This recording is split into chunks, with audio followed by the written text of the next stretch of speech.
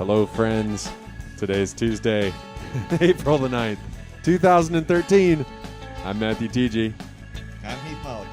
And I'm Tony Casey. Welcome to the Technology Show, weekly podcast featuring technology, theology, and everything in between. This is episode 198. So you're really sticking with that, friends. I'm going to make it work. Hello, friends. Hello, friends. I kind of feel like we need to have like a fire in the fireplace or something. Just replace the radio over here with one electric fireplace. You know, hello, friends. Well, it would have to be a fake fire because of that, the incident. The incident. Yeah. So you said you watched a little bit of the championship game last night, but not the whole thing, I guess. I watched a more important championship last night. Dolph Ziggler won the World Heavyweight Championship on Monday Night Raw, so I was watching. So are we talking like professional wrestling? We are talking about professional wrestling. You know it's not real, right? It was real. It's real. There's a real script and everything. Yeah, right? that's right. It was absolutely real script. Yeah. Hey, real quick, let me talk. We're technology here, talk tech. I just saw the first real review for the Samsung Galaxy 8 tablet. It's their 8-inch tablet.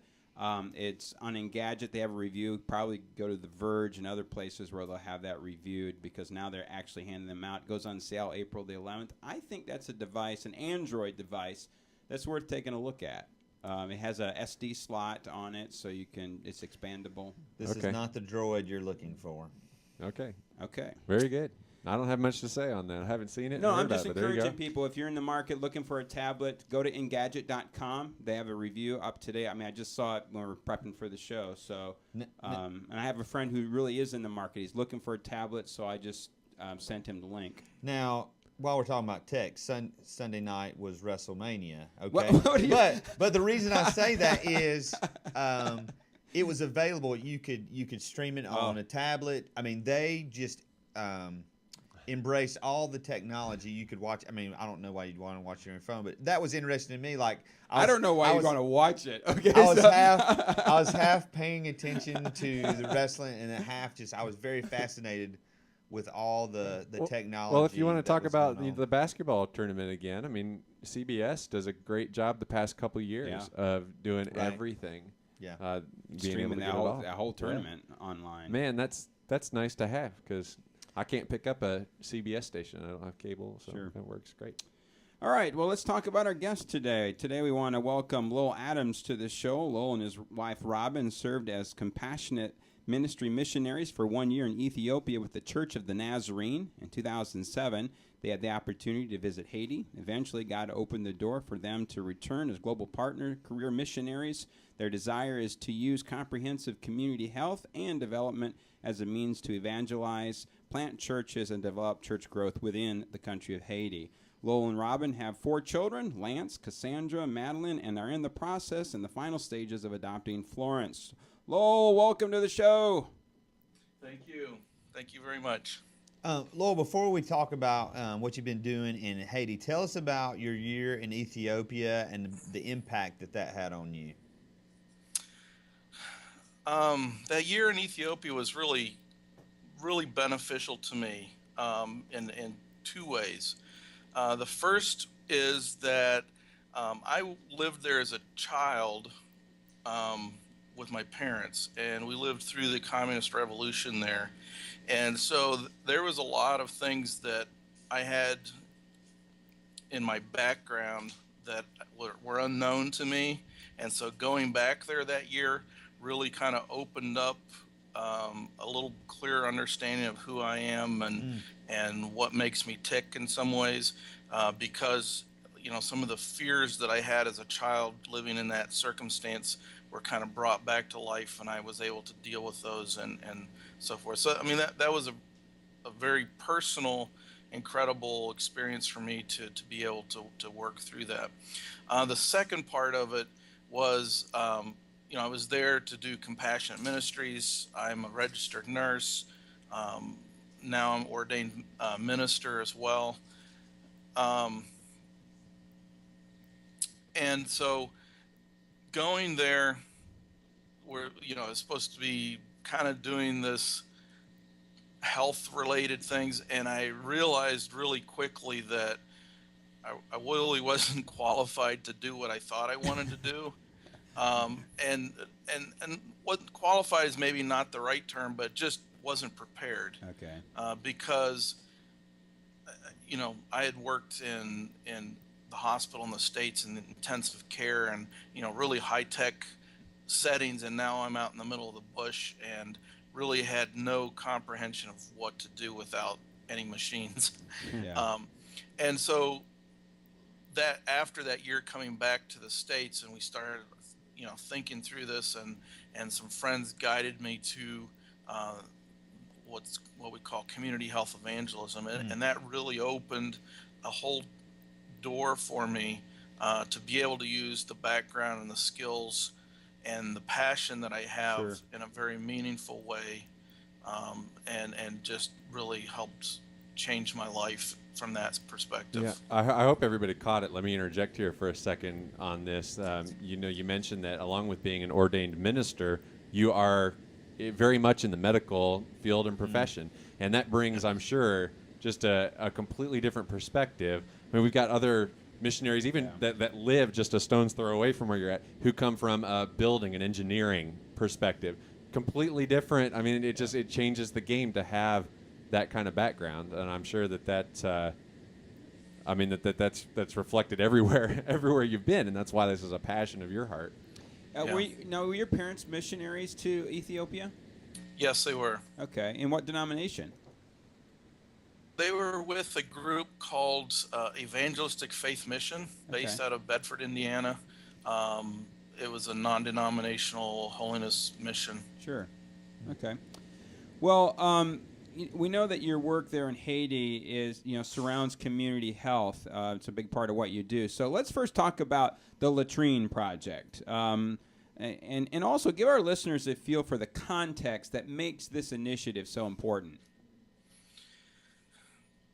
Well, the context is this, and you have to excuse me a little bit because my medical background sometimes, I try to be sensitive in things, but the context is this, is that 10% or less of the population in Haiti have a bathroom. And I'm not talking about an indoor bathroom, I'm talking about any type of a bathroom. Okay. Right. And so that means that 90% of the population are, when they need to relieve themselves, are going out to the backyard, out to the fence line, to the woods, to wherever, and doing their thing.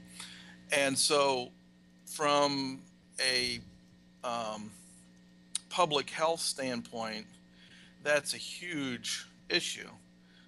You wonder why, there's so much disease, why there's, the statistics tell us that 1 out of 5 children in Haiti will die by the time they're before they get to their 5th birthday. Wow. From some sort of disease, and most of it is directly related to this lack of sanitation. So with that as kind of your backdrop, that the latrine project has become a very vital thing, and we've seen some just amazing results in some of the communities that we've been working in with this, where we've seen statistically numbers drop from from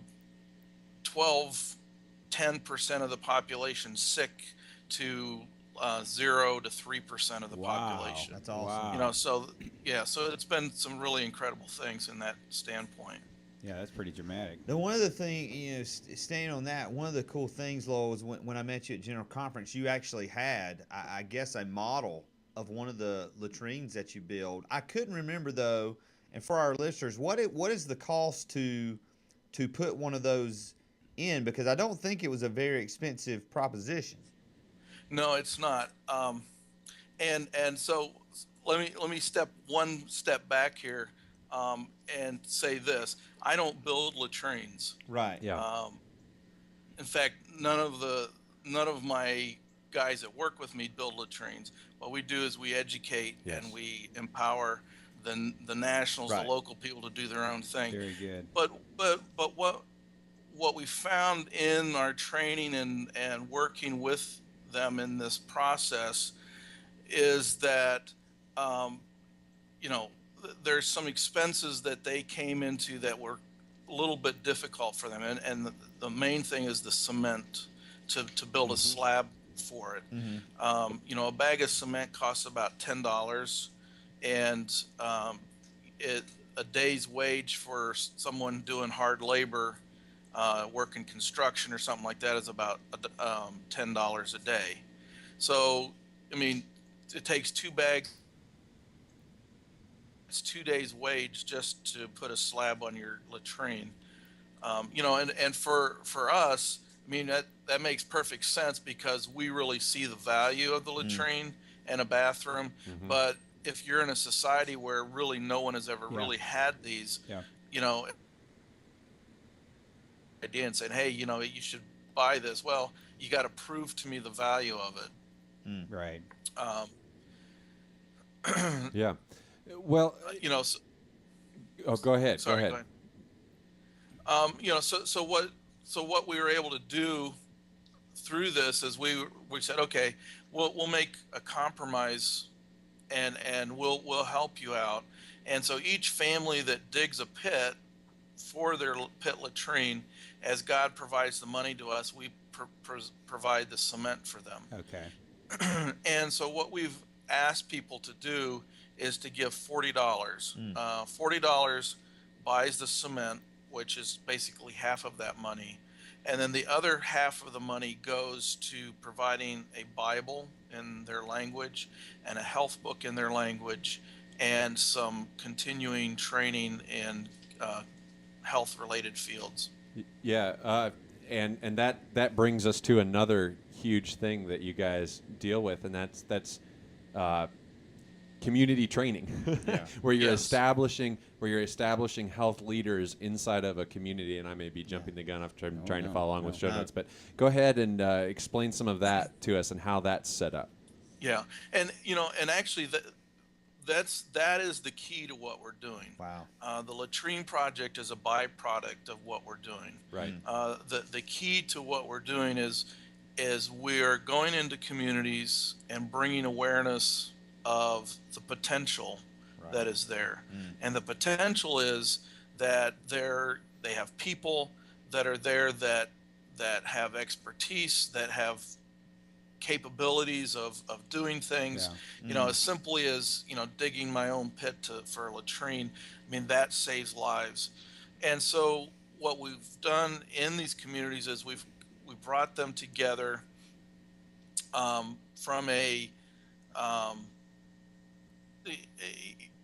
as a community and help them to organize themselves in a way that then we have a systematic approach to health training throughout the community. And so what we do is they form a committee. The committee then chooses agents within their community who then are responsible to take these lessons from door to door so that each family gets the lessons on whatever the hot topic is, or we basically have a curriculum that we've developed over a 12-month period. And so there's 4 lessons that are given each month. 3 of them are physical in some nature, everything from things related to pregnancy, breastfeeding, cholera, typhoid, malaria, agriculture, how to save seeds from your garden so you can plant them again next year, how to purify water. And then the 4th lesson is always a spiritual lesson. And that's, another huge part of it as well. So all along this process here, a big element of what you're doing, along with the education, is you really are empowering the nationals to do this on their own. Exactly. Let's go back to the clean drinking water, because this is one of my favorite stories from what you do and what people always are impressed by you by. I've heard many people talk about how Lowell works to provide or teach how to provide the clean water, and one of the ways that you do that is by putting a bottle on the roof in the sun. But then somebody has to take the step of pulling that water that you got from who knows where, and it's been sitting there for that certain amount of time, and somebody's got to say, look, you can drink this and drink it. And oftentimes I've heard that that's you. Yeah. Yeah. Yeah. So just for our listeners' help, describe the some of the water that you drank out of a bottle before. Yeah. Well, so let me explain the process to you. Sure. So essentially, what's needed is you got to have clean water, in that it can't be muddy, turbulent water. It needs to be you need to be able to see through it. Now, that doesn't mean that it's clean to drink, because there's tons and tons of pathogens that live in very clean looking water. Okay.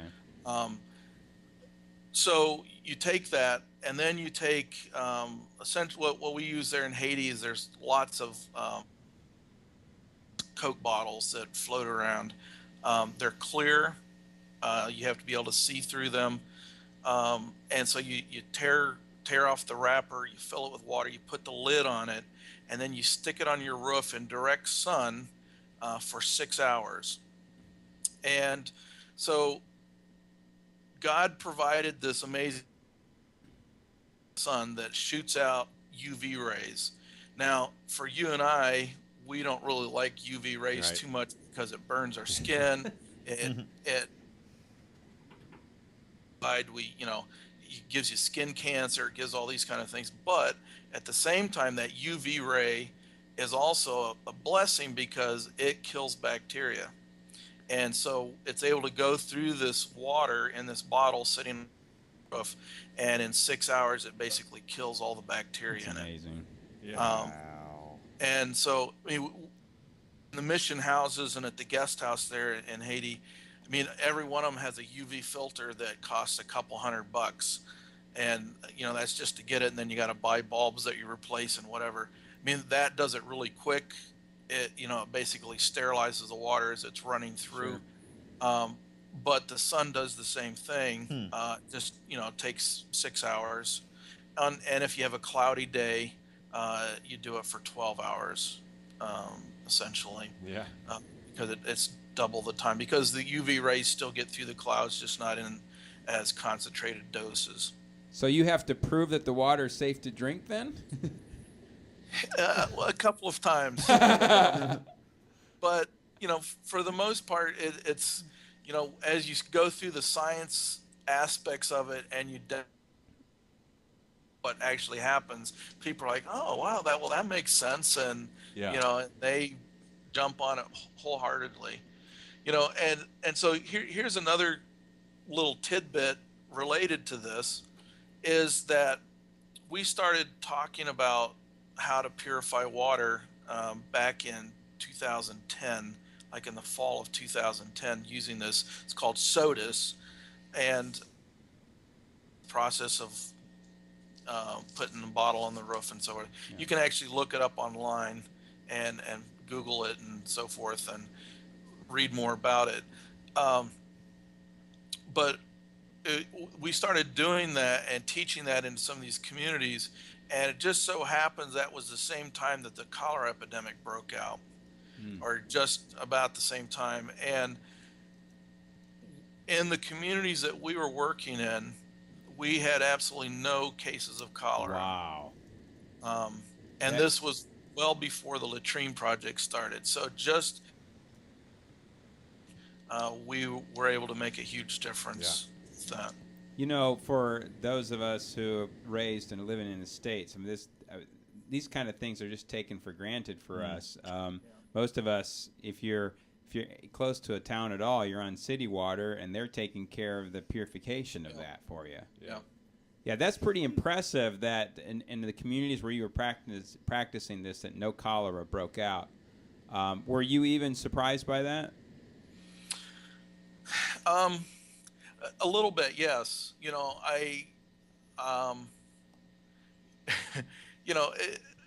As anything, you read about it and you understand the theory, but there's always a small bit of skepticism of, is this really effective? and honestly, I have to admit that was there. in the beginning, but as time went on, it was just like, okay, I see this, and there's no question in my mind that this is effective. With putting the water in the bottles, is there? I mean, I don't understand because I've not been to Haiti, but I understand through conversations that litter and trash is an issue. So there's a sense in which you're recycling these plastic bottles. I would think that is kind of a side benefit. It is. It is. And we've actually, we've mulled over a lot of ways to try to recycle more plastic, because that is a huge issue. It's kind of interesting though, because we talk about, health, and we talk about clean water and sanitation, and and all this kind of stuff. One of the things that you'll notice is the communities that are involved in this process. Not too long down the road, one of their projects that you see them doing is they're going around and picking up trash and cleaning the place up. And I know that happens on a fairly regular basis now down on the Saline, which is the salt flats right there in Asangale, because we have a very healthy community health program that's running there, and that's just, it wasn't anything I even talked to them about. They just sort of did it on their own. Nice. And so it's kind of interesting to see that progression of where people start to take ownership and to start to say, hey, look, we're doing this together, and we're helping each other, we're learning together. Let's do some of this and take care of this stuff. Yeah. So one of the things I love about your program and what you do is that it's not just about you going in and doing it for somebody. You're about raising and building these teams. And I know even working for you right there in Asangale, who go with you and help teach and communicate this, you've got some great guys, some great Haitian men.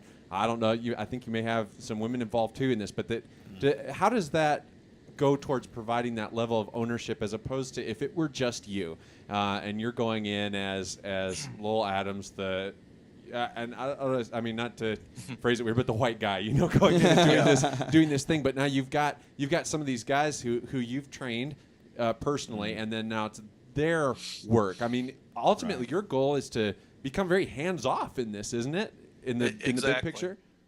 Exactly. I went to Haiti with the goal of, in 4 years, to be able to have Haitian leadership that was doing probably 50% of the training and so forth.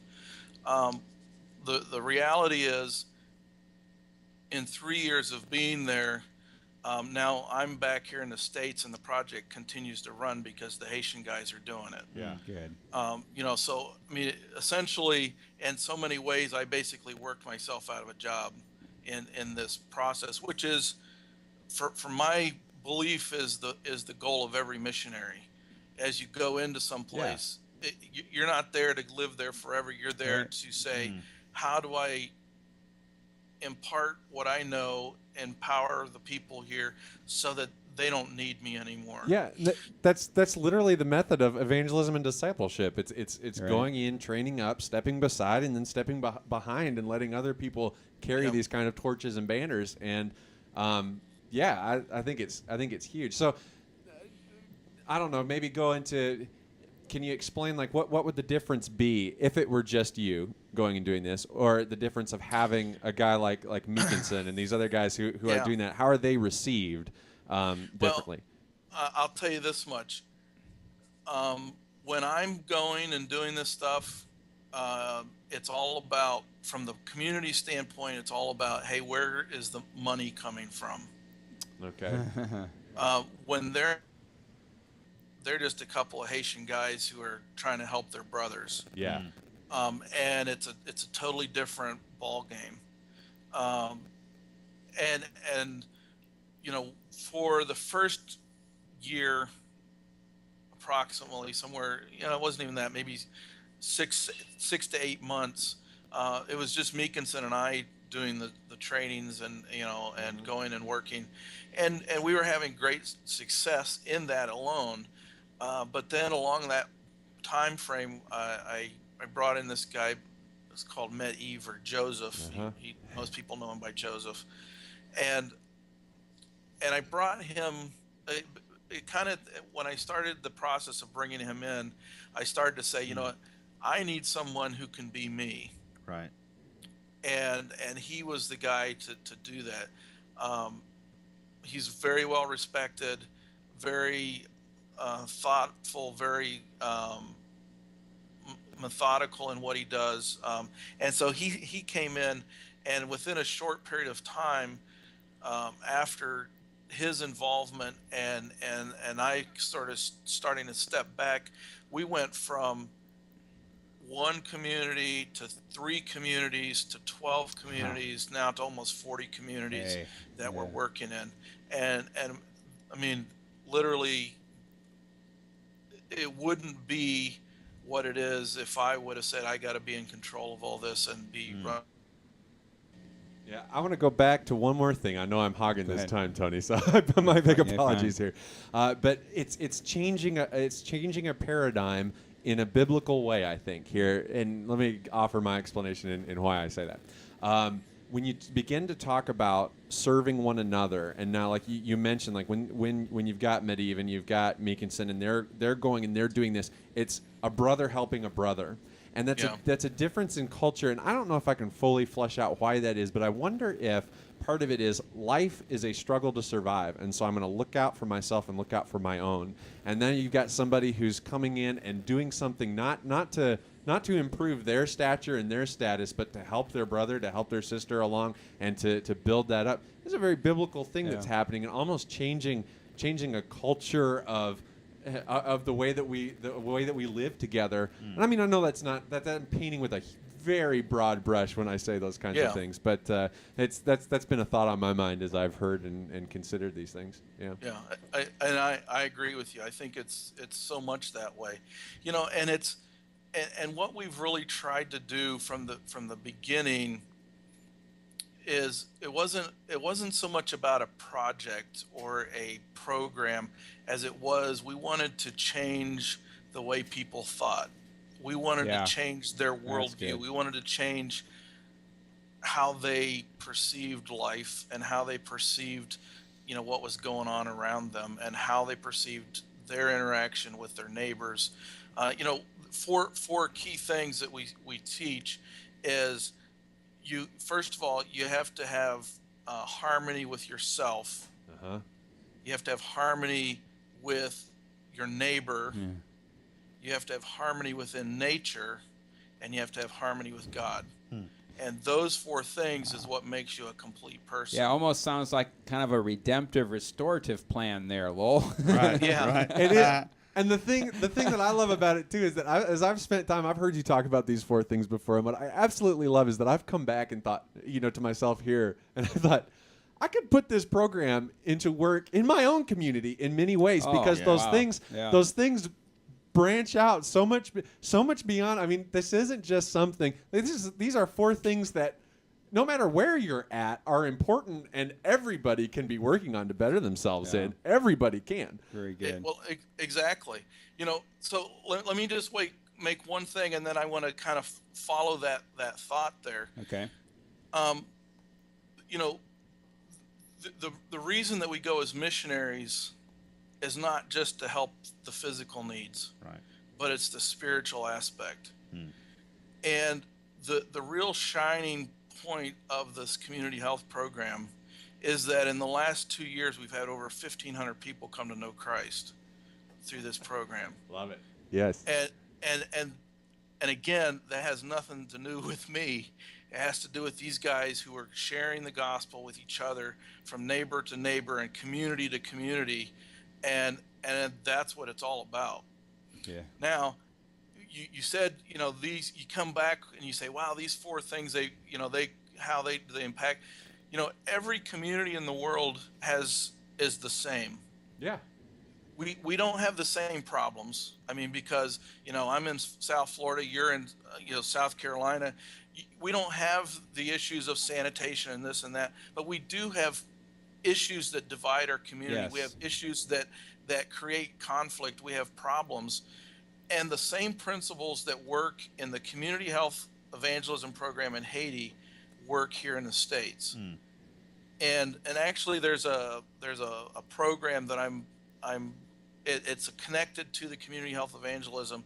It's called Neighborhood Transformation, that is geared towards ministry within the States in this same prospect, in this same idea. Okay. And I'm gathering information and so forth about that, because I really think it's something that we need to really start looking at on a whole, on a denominational base wide thing, of saying, look, and that's really, we want to do that, but how do we do church outside of church? Yeah. Do you know, Matthew and I had lunch with David Drury, and what's his official title? I was Chief of Staff. Chief of Staff. Yeah. One guy in my church called him the CEO of the Wesley Church accidentally instead of chief of staff. But anyways. But one of the things that he said, Lowell, is that the church has got to find what he calls a third way. That what we have are extremes. Yeah. And that somehow we have got to push through all the rhetoric and all the shouting. And here was the context of our conversation. We were just talking about an interview that's coming up on our show in May with Rosaria Butterfield. She was a gay lesbian activist, and she wrote an article against Promise Keepers in 1996, and she had 2 boxes in her office, and she was proud of those boxes. One of them held her hate mail, and the other held her fan mail, but she said, I got one letter that I couldn't categorize, and she threw it away several times only to pull it out of the garbage, and it was a Presbyterian pastor who, with compassion and love, just asked her questions. And David said, and as I think of that, and I think of our conversation with David Drury, and now in the light of what you said, we've got to find, to use David's words, this third way where we have real dialogue and we stop shouting at each other. Yeah. Exactly. Good stuff. Lowell, is there anything else about the ministry or the people in Haiti that we haven't talked about that you want our listeners to know? I mean, just kind of give you a platform, just kind of share what God's doing, just kind of a very broad stroke here. Sure. Well, the one thing, so for so many years, Haiti has kind of had a stigmatism about it in many ways. And, the earthquake happened, and that kind of shook things up for a lot of people in their thinking and kind of saying, oh, wow, here's a place of need and so forth. And I think that within Haiti, there's a new day approaching, and it's places like La Gonave, where we have multiple organizations who are coming together and doing some amazing things. And we're seeing the churches growing, and we're seeing, life changing. So I think I'm very positive about the future of Haiti. I'm not saying that we've made it. There's still a lot of work, but we're headed in the right direction. And to me, that's so important and so key. Yeah. Beyond that, for us personally, one of the things that we've been challenged with on several levels, part of it is the leadership of global partners, and for the biggest part, it's God speaking into our hearts and convicting us of this, is that there's a time coming, and I'm not sure when that is, that we're going to be looking at this community health neighborhood transformation thing in a much bigger sense of saying, it's great, it's doing awesome things in Haiti, and we want to keep that going, but what about Bangladesh? What about Africa? What about Detroit? Boy, what I can about see that. And so there really needs to be someone who's able to go out there and say, look, here's, I'm not saying that this is that third way, but I think it can go a long ways in helping us to get there, to say, look, here's another way to really reach out, to be that hands and feet of Jesus, to transform your neighborhoods from the inside out, where we're going out and we're involving as a church. We're getting involved in the community. We're not saying, okay, where's the community? Why aren't they coming to us? Very But good. let's say let's get out of our four walls and go into the community, make an impact there, and then from there we're going to see Christ really begin to work in ways that we haven't seen in a long time. Well, if our listeners are interested in supporting you and Robin, or finding out more about the work there in Haiti, where can they go? Well, for support, the best thing to do is probably to go to the Global Partner website, which is www.wesleyan.org/GP. And that's the homepage.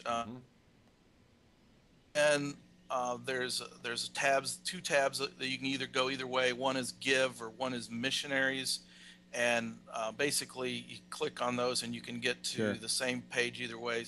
And we're the first one on the list as far as support. And it's actually very easy to do online, to go on there to give, to be a support. And God has been doing some amazing things, and we're excited about what He's doing. But we really do need people to become partners with us in this, and I really mean that partnership aspect, because I mean, what's happened in Haiti has happened because of the churches and the people in the States who are praying and giving and making it happen. I can't do it by myself. Sure. They can't do it by themselves, but together with God's help, it becomes a partnership that really makes lasting differences.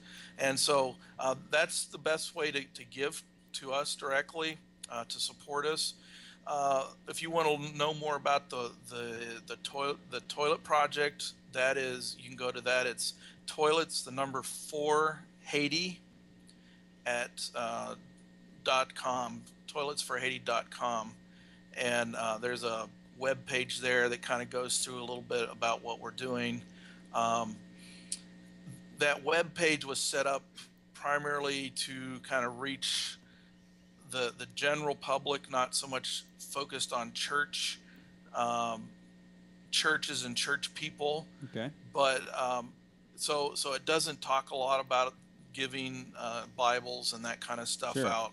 Yeah. But it does basically goes through the rest of it, and it has pictures there of the guys who and are directly related to the project. So that's a fun website to go look at. Well, Lowell, we're going to do everything we can do here to get the word out. Absolutely. And get the show out there, and hopefully get other people who will view this and get on board with what you guys are doing. We just admire what you're doing. Absolutely. Thank God for you, and anything we can do to promote people supporting you. I mean, this is a worthy cause. The best way I've found to learn more about this are those 8-9 o'clock at night conversations on a back porch in Haiti with Lowell. Like, if you want to know more, want to know more, go out to the guest house back porch at 9 o'clock at night and just listen to Lowell spill his heart on this kind of stuff. It's great. What time will you get to bed? I can't. I'm not going to offer any promises on things like that. Yeah. But it's there. Yeah. Well, one last thing I just would like to also throw out there. As pastors, churches, different people, they kind of hear this. If there's an interest in this idea of neighborhood transformation, feel free to email me. I don't have all the answers in how everything works, but I'm working through that with an organization that's putting it together. And I would be very interested in kind of giving you some ideas of how to get some of this kind of stuff started. That'd be interesting. I'd love to. I'm now rolling in my mind being like a pilot program in my neighborhood. I love it. And we have your email address? It was up there on the screen. Okay, good. Lowell, the letter N, so like N, Robin@hotmail.com. All right. Well, Lowell, thanks so much. Blessings on you and your family. Thank you. All right. Thanks, Lowell. Yep. We'll see you. Bye-bye. Bye-bye. Oh, wow. Another one of those just... we just have these string of people that we know that are connected with Haiti. They're just quality people. They're quality people, and boy, once they get on the roll, you can begin to sense the passions that are there. Yeah. That's what I love about Lowell. Every time I've started a conversation, it's like a snowball effect. It kind of starts off a little small, and then it always works itself into these huge themes, these huge almost ideas. Saw that in the interview today. I said the more we got going, the better. And it's been that experience every time. I mean, I can think of 3 distinct conversations that we've had together, personally, just like one's on that back porch where it was kind of those things people are just asking a couple questions. I can think of one where it was just me and him. So that was a bigger group setting. And then we had him speak at our church a while back and had dinner with him. And again, just those 4 or 5 people who are on just start snowballing. And like poor guy, he was as sick as a dog that day, but he just stuck with it and just kept on plowed through the service. He plowed through the service. But then that conversation, I mean, it's somebody's passionate about it when they're sick as a dog, and yet they'll sit around the dinner table and just continue. You just see that build. Well, and they need support. I mean, they're here, and they need to get their support level back up. And I mean, we really want to promote them. Yeah. The thing that I kept thinking through the entire interview was our previous interview with the author of When Helping Hurts, and I just thought, man, they're what a model for doing it the right way. And Lowell even said it. Their goal is not to build a latrine. Their goal is to educate people so that people of Haiti are like, hey, we need a latrine. You're not just. And they've had that. Yeah. They've had that. And almost one of these things where it's almost infectious. Yeah, like cholera. Absolutely. One person's got a latrine, and all of a sudden it's like, well, that's actually a really good idea. No, I wanted a latrine too. Yeah. And there are some families that will, they live in very close proximity to each other, so they'll say, well, let's just all go in together, and we all could build this latrine that we would use. Yeah, very cool. All right, time for Download of the Week. All right, guys. Today I come to you with options. So, what do you want to hear? I've got 3 options. I've actually broadened it out to 3. Oh, man. All right. It's getting warmer outside, so it's time to go outside and do some activities. So there's one option for that. Okay. 2, we have had recently. We're about to experience the loss of a very dear friend, and I have something that will replace that. Yes, basically. No, that basically will replace something that we're all about to lose. Or number 3, if you like to sit around and enjoy music, I've got an option for you there too. So what Heath, do you are you with want? us? What do you want? Are you with us, Heath? Yes. What do you want? What do you want? Oh, I don't know. Just pick one of the 3. I'm going to say the outdoor activity. Okay, the outdoor activity. Very good. Very good. My wife and I love this game called geocaching. Yeah. It's a worldwide treasure hunting game, and there's apps for Windows Phone, Android, iPhone, your computer. I mean, all kinds of different things. It's a global positioning system-based treasure hunt where people go out and set up what's called a cache.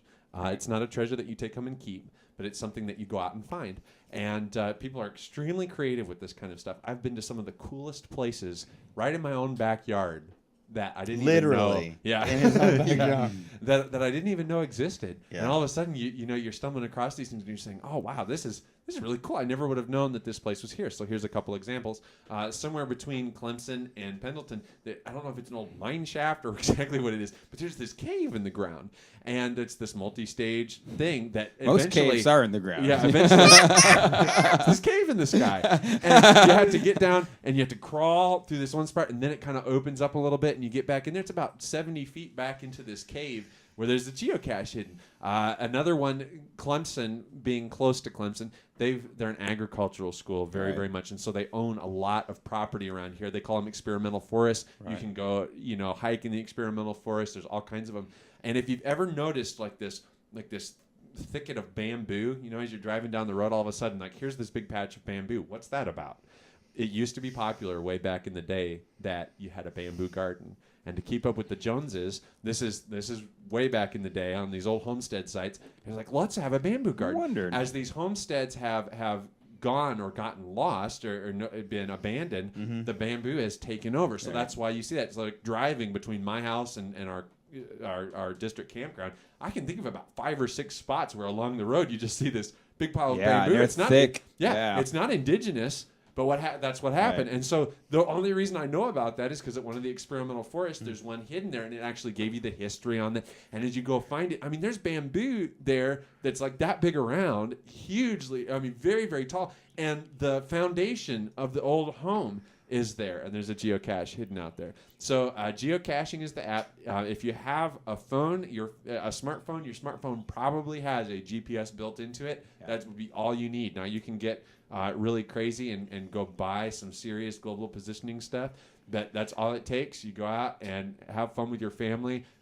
Just be aware. So what do they go to the App Store and just type in geocaching? Yeah, the App Store geocaching, or the website is geocaching.com. You can get to all the apps from there. And it is a huge community of people. There are over 2 million. I just checked this morning. There are 2,036,000 some geocaches hidden all across the world. If you go on vacation somewhere, that's one of the funnest things to do one afternoon, is to take an afternoon where you just go and you start seeing these places that you wouldn't have known about without that to help. So have you done this, Heath? No, but Okay. all right. So I'm on the App Store, Yes. and I'm looking at geocaching, and I'm getting, what was the geocaching. I know, but it's giving me a bunch of apps.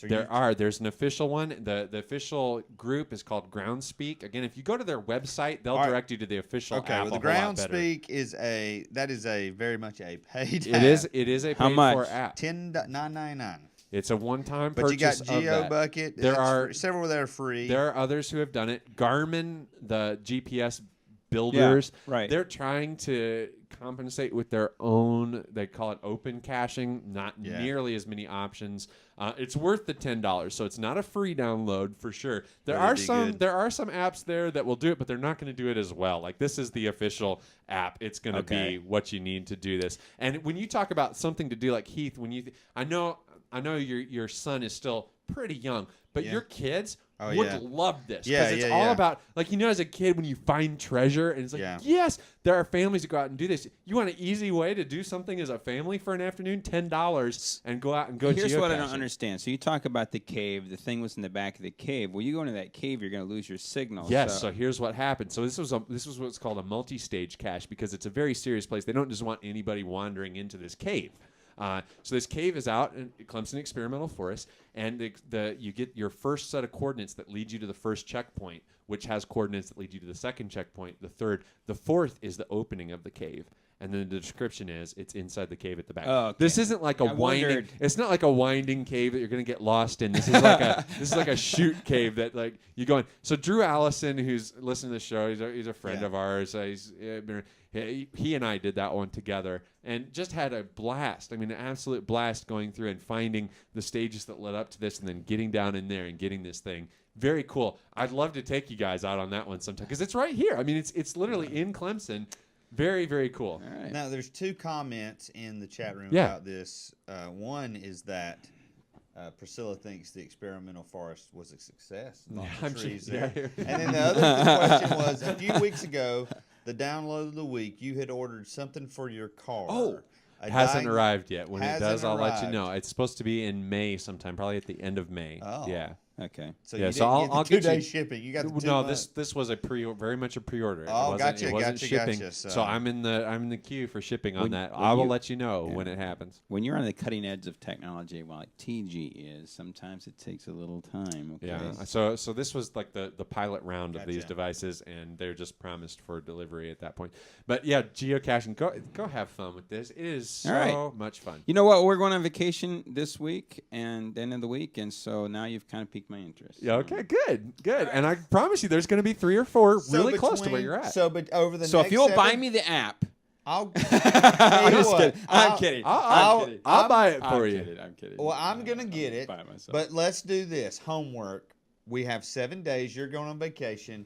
Between now and Go take a picture next to show, geocache. we got a geocache. Okay, so Everybody's got to find one. Ashley and I found one Friday, but that. So we're going up to North Carolina, but you're saying these things are everywhere. They are Everywhere. I found some in Indiana. I found some in Tennessee. What if North we and left South Carolina. one? Let's leave. Can we go like You can, just yeah, leave you can leave technology them. show swag somewhere? Now there's some rules to follow, and they Right. have to be approved. But yeah, you can build your own cache and hide it somewhere. We make our own rules. Yeah, I mean, you got to be careful of private property here in South Carolina. If Private We'll property. get shot. If Hey, it- I want to make it. We're going to keep talking about this. I'm going to make an executive decision. No, they said it this week because we're just getting low on time. Okay. Yeah. So we'll hold it. We have some great stories, but we'll hold them over. So watch out for private property. Yeah, cemeteries. You gotta you need to talk to if you're there, and there's been problems. Like some people get so excited about this that they'll go out and dig up tombstones or have. This is very rare. Like most people who do this are very respectful, and you should be. You got to know when you're out there.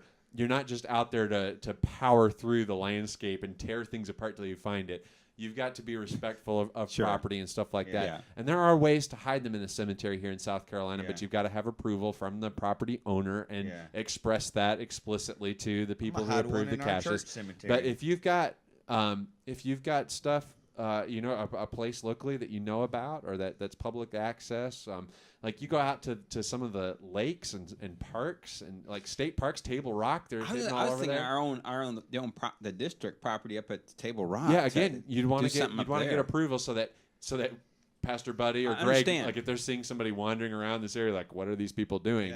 Yeah. But there's rules to follow. Clemson, they're all, hidden in town. There's some that are tiny. I have found geocaches that are this big. I've found geocaches that are this big. They just range in sizes, shapes, and so forms, the whole they're goal amazing. is you find it. Is not to take it. It's not just to take it. It's You don't keep it. it's- Every geocache has a log. That's the one thing that's similar about it. And so you come up with your username. So it's in the whatever it app, would be. and you your say, username. Yeah. You We log it in found the it. app, but there's also a physical log on the cache itself. Mm-hmm. So if it ever needed to be verified, I've seen people who I don't know why, but for some reason they'll be like, I found this, and they didn't ever find it. It's not written down there on that piece of paper, but it's a way to actually prove that you've been there. You write your username down on the log and the date that you found it, and then just move on. Yeah, I could see with kids now.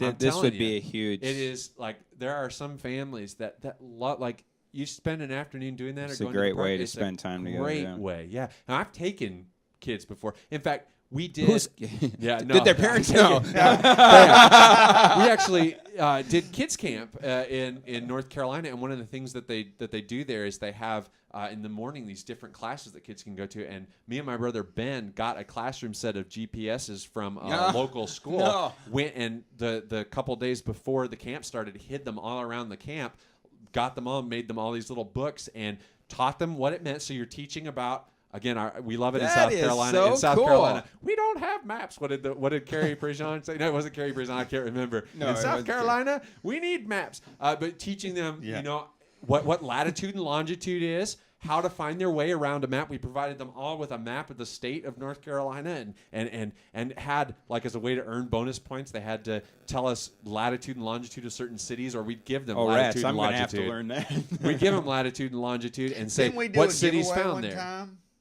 If you could find where in the world is Tony? Yeah. San Yeah, we Diego? did. Yeah, Seven Tony cheese San found. Diego. Seven Yeah, cheated. Tony did. But listen, it is very, very fun. If you want to just go very old school, the website is free. You don't have to buy. If you just want to print out I just stuff bought from the the website. app, so I'm fairly excited about Okay, this. it is.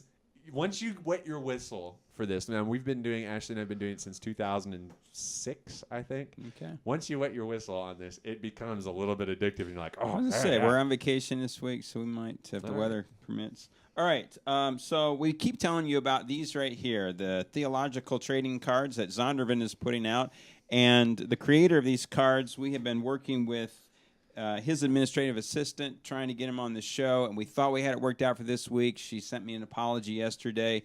And so right now I'm up to, it'll be email number 14, our string. We're really working on it. So she's very apologetic and assures us that he wants to get on the show. And so we'll get him on the show. I wish I could tell you the date and time. We still don't know yet, but we're going to have him. Now this says this is dangerous. All right. Got in the app. It says geocaching is dangerous. They have to. You have to I put that out snack there. on danger. So listen, I they're got also pieces of danger stuck in my teeth. caches are rated on difficulty. And you got to know that there's a 5-star rating system, and they're like the higher the stars, the more difficult they're going to be. And there are people who've gotten hurt. I mean, when you think about the huge group of people that are doing this, it's very rare. If you've got any common sense, and you don't just go out there and like, gotta find this thing. Like, if you're thinking about what you're doing, you're going to be fine. So, yeah.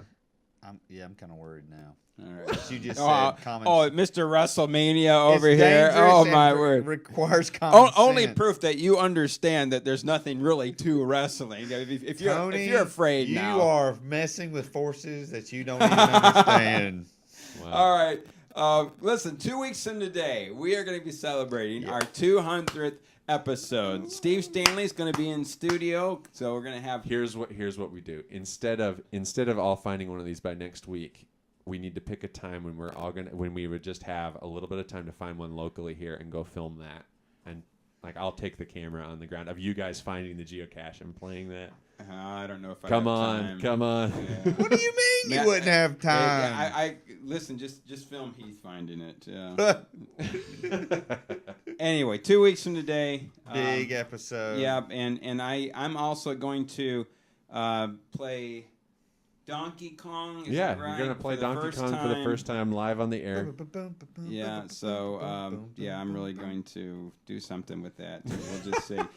Some of our guests, and I'm working on a phone call, a very quick phone call interview. You can't confirm, but I'm working on something that'll just be real quick part of the show. So that scares me. Does that scare you? Yes. Yeah, right. Petrified here. Some future guests that are coming on. Keith Loy is going to be with us, and Dr. Bedbugs. Yeah, Dr. Bud Bentz is going to be with us, and an interview I'm very excited about. May the 21st is Dr. Rosaria Butterfield, and we've talked a lot about her book, even mentioned her on the show today, and you'll hear more about that as we get closer to the date. All right, there, Brother Heath, where can our listeners find you on the internet? I am Heath Mulliken, heathmulliken.com, Facebook, Twitter, LinkedIn, everywhere, YouTube. Everywhere. I am Wherever everywhere. That is. I'm That's everywhere and nowhere at the same time. You're like Visa card. That's right. Everywhere you want wanna to be. That's That's right. Heath Mulliken. That's right. All right. You can find me at MatthewTG.com, and Tony, you're AKC64, Facebook, Twitter, all those kind of places. Everywhere. Email, everything. All right. And you know what? I'm not even going to do our regular little ending here to the show. Just want to really encourage our listeners to help us get word out about Lowell Adams and what they're doing in Haiti. This is a worthwhile endeavor, a project. I know that they're here in the States, and part of what they need to do is raise their support, and that can be awkward for them. Well, we don't mind asking. That's right. For That's money right. on their behalf. That's exactly right. And we'll have this show posted within the next couple hours. You would do Lowell and his family a huge favor. Yeah, share it. By sharing that. Really. I mean, big time. Yeah, even if you're watching this recorded, even if it's a week from the actual interview. Yes. If you help us get word out about what they're doing, it's a huge deal. So and we really want to get people who will contact the Adams and help them with their support. Make it happen. If you want to send us any emails, you can do that at the technology show at gmail.com, or better yet, you can leave us a voicemail by calling us at 3049 Theology. That's 304-986-5649. Leave us a message. We may even play your comments on the air. Thanks for joining us. Goodbye, everybody. Goodbye. Adios. All right. Guys, fun.